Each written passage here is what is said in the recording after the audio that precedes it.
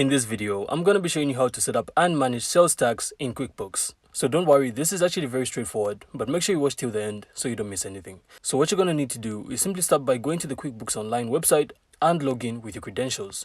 And once you're signed in, you then land on your dashboard. So this is the central hub where you will then be able to find all the major features. So on the left-hand menu, simply click on Taxes, and this will then open up the Sales Tax Center. So this is literally where QuickBooks helps you set up and track tax obligations automatically. So if this is your first time setting up sales tax, QuickBooks will then guide you through the process. So simply click on Set up Sales Tax, then follow the prompts.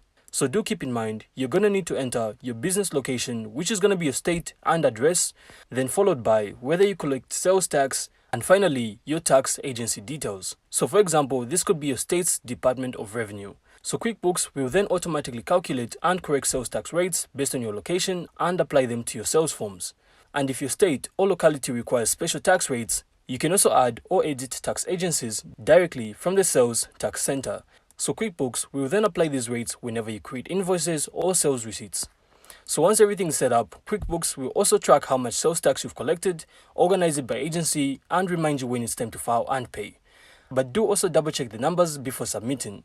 So yeah, QuickBooks does automate the math, but the accuracy really depends on your inputs. But that's it. So you'll successfully be able to set up sales tax in QuickBooks. So from here, QuickBooks will then help you manage, track, and file your tax payments so you can stay compliant and save time during the tax season. So I really hope you found this insightful, and if you did, make sure to leave a like and of course subscribe. Then we'll see you on the next one.